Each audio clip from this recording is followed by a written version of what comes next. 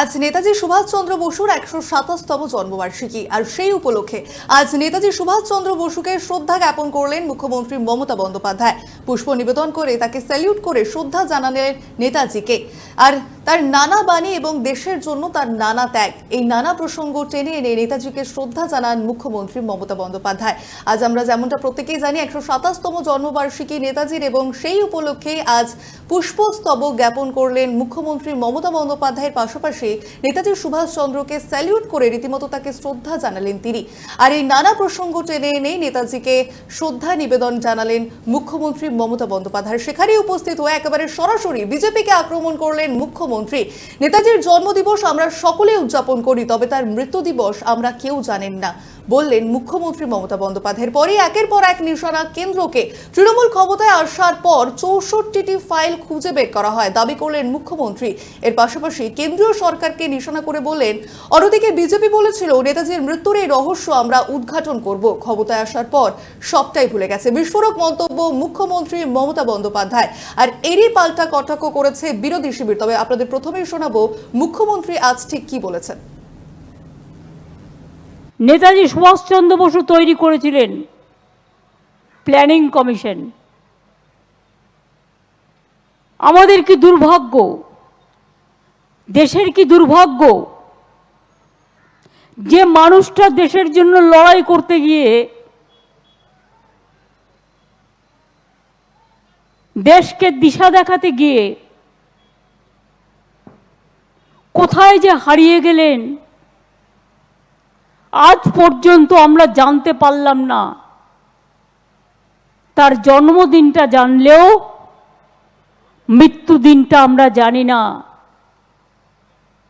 এই চিরা অমাবস্যার ঘোরতর অন্ধকারে লুক্কায়িত আছে লজ্জিতভাবে। সেম আমাদের গভর্নমেন্ট আসার পর আমি ৬৪টা ফাইল আমাদের কাছে ছিল। সে সময় ব্রিটিশ আমলে যত করেসপন্ডেন্স হয়েছে বা আমাদের গ্রেট লিডারের ব্যাপারে যে তথ্য ছিল, আমরা সেটা পাবলিক ডোমেইনে নিয়ে এসেছিলাম।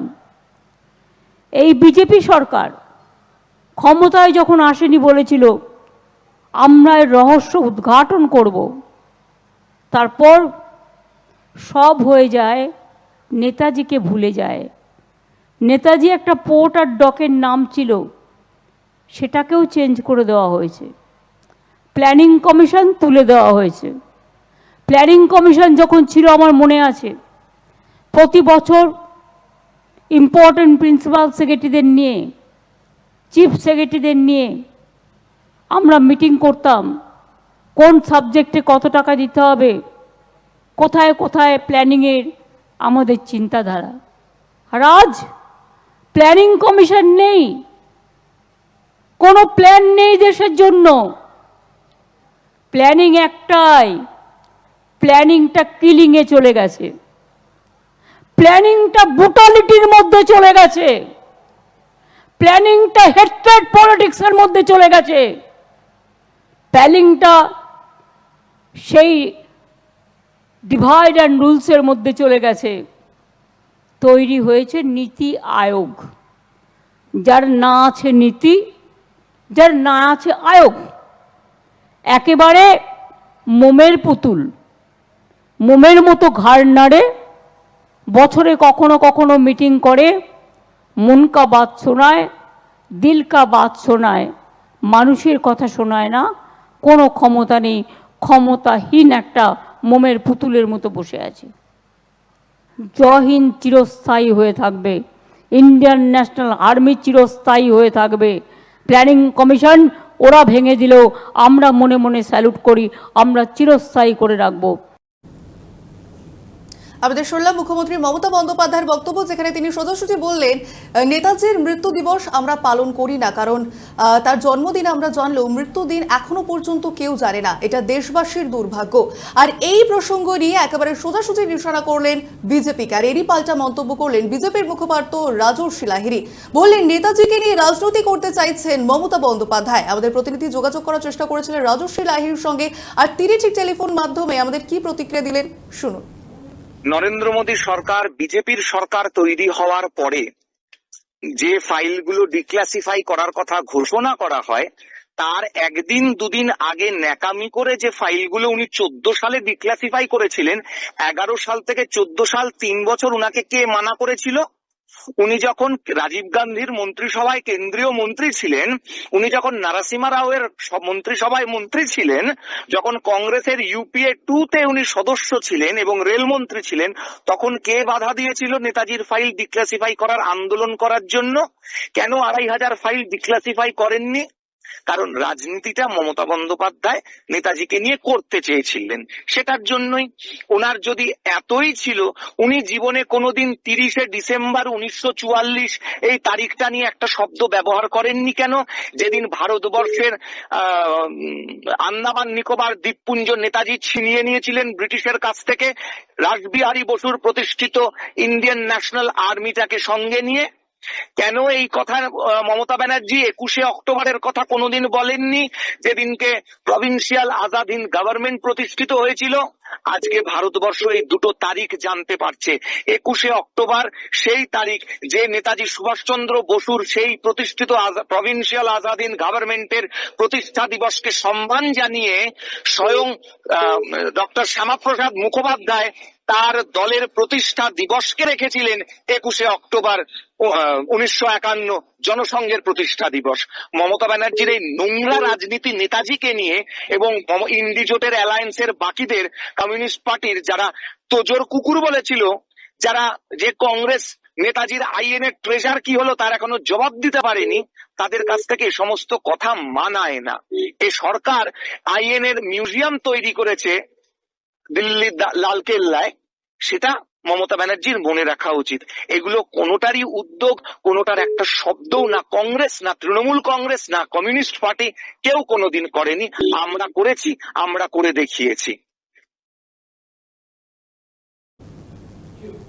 আপনাদের শুনলাম বিজেপির মুখপাত্র রাজর্ষি লাহিড়ীর বক্তব্য, এবং তিনি সরাসরি জানালেন যে নেতাজিকে নিয়ে নোংরা রাজনীতি করতে চাইছেন মমতা বন্দ্যোপাধ্যায়। আর এরই পাশাপাশি একই বিষয় নিয়ে নিজের প্রতিক্রিয়া দিলেন বিজেপি নেতা রাহুল সিনহা। বললেন মুখ্যমন্ত্রী অবাস্তব কথা বলছেন, যে ফাইল পাওয়া গেছে সেই ফাইল তিনি পাবলিশ করলেন না কেন? প্রশ্ন তুলে মুখ্যমন্ত্রীকে নিশানা রাহুল সিনহা। টেলিফোন লাইনে তিনি ঠিক কি প্রতিক্রিয়া দিলেন শুনুন।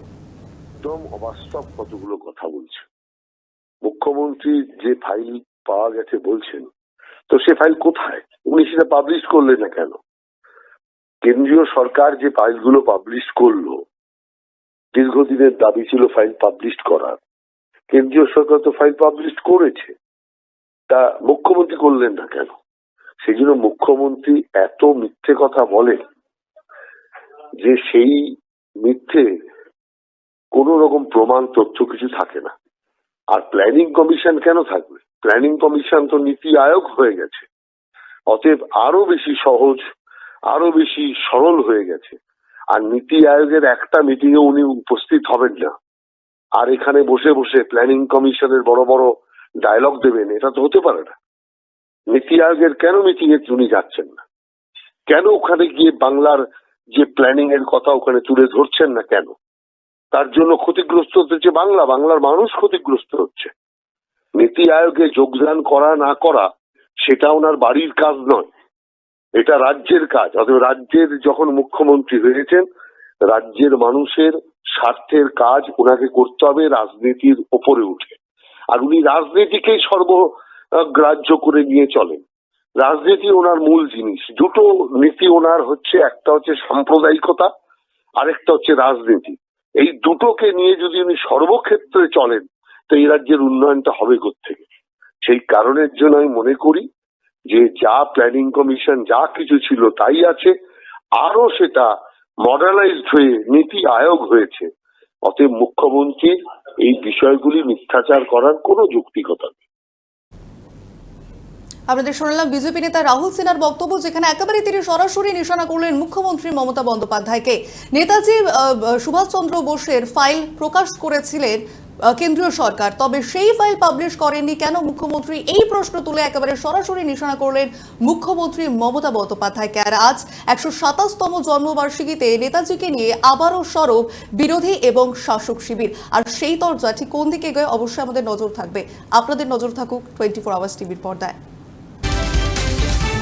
আপনারা দেখছেন 24 আওয়ার্স টিভি, সবার পাশে সব সময়।